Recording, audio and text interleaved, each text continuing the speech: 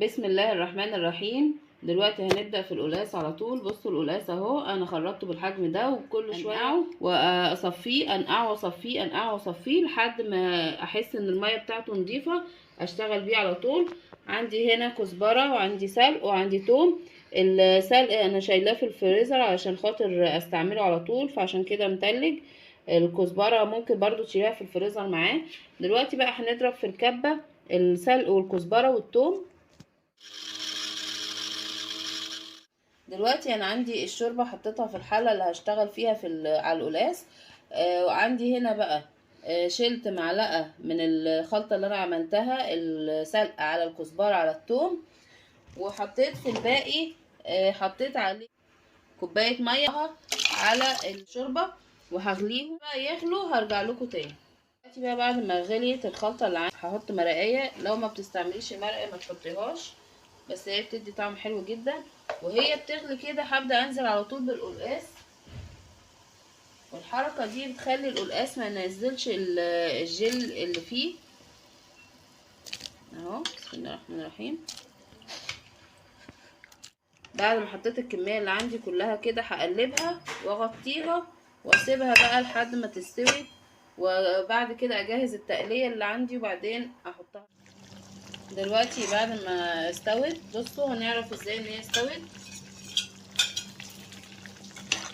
هناخده كده اهي واحده اهي اهي استوت كويس اهي كده بقى خلاص. هنبدأ بقى نجهز التقلية. دلوقتي بقى الكزبرة على السلق على الثوم هبدأ احمرهم. اول ما يحمروا هرجع تاني نشوفوا هنعملوا ايه. دلوقتي زي ما انتم شايفين بقى لونها وصل ازاي. دلوقتي بقى هطفي عليها على طول واحطها على القلقاس اللي استوى. بعد ما جهزنا التقلية هنبدأ نديها على طول كده ونقلب ونخليها تغلي بيها كمان غلوة، وبعدين بقى نرجع نقدمها على طول.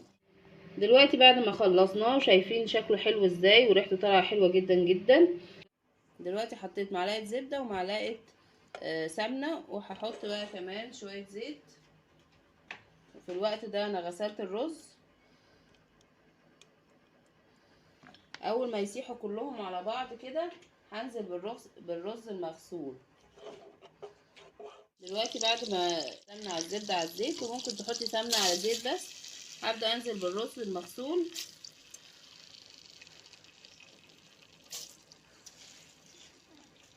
دلوقتي بعد ما حطيت الرز هحط له كميه ملح مناسبه على قد الرز اللي هشتغل بيه، وهقلبه بقى كله في السمنه على الزيت على الزبده، وممكن بس سمنه وزيت بس شويه الزيت دول بيخلوه مفلفل. هنقلبه بقى كله كده علشان يتغلف بالسمنه. لما بيتغلف كده بيطلع معانا مفلفل، والميه بتاعته طبعا تكون مظبوطه. انا هغطيه بالميه وهدي عليه النار يستوي براحته. دلوقتي هغطيه بالميه، هزود له كمان شويه ميه